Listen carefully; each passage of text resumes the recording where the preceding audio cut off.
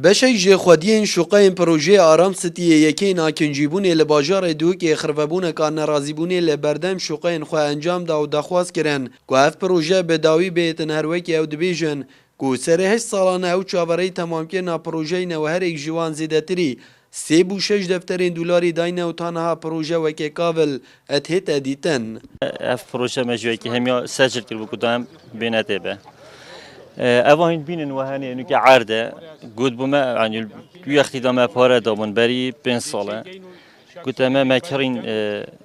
على سنة 2013 تسلیم کن کلی لبنان افما انو که تو بینی عرضه اشتو اوهی دیاره و نه پاره دیاره پاره جمعی دویا و هر یکی دیف قوت خوا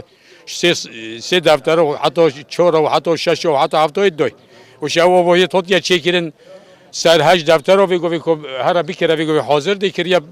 3 دفتر و نیم حتی 4 دفتر با ما فکر گویی وارن عقدت خوب اینن و جنسی ها و نظام چه و چند پاره داینا معلومش موال گرتن گفت خودی حس کرد و حکمت وال گرت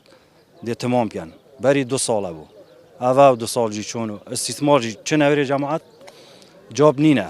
اجا اندام انجمن پارێزگا دو که جبو گاندنا کیشه آوان ولاتیان لناوا خرببون آماده بو دیار کرد که آوا دیگل خودین شقین وی پروژه هاتیه کرن نداد پروریه و دیدنگی وان گینین لاینین پیوندی دار. في موضوع السنور بارزگاه دو که مصدره موضوع پیدوی الدستا سرکاتیا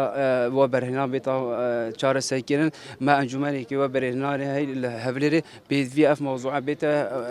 چهار سکرن اگه نه تا چهار سکرن یعنی مفروض دادگاه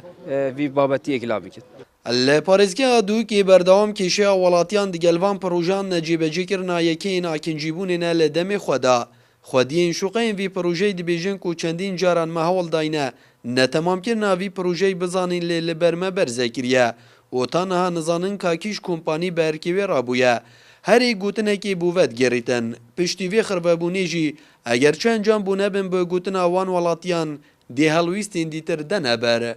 نجار محمد کرسات نیوز دهوک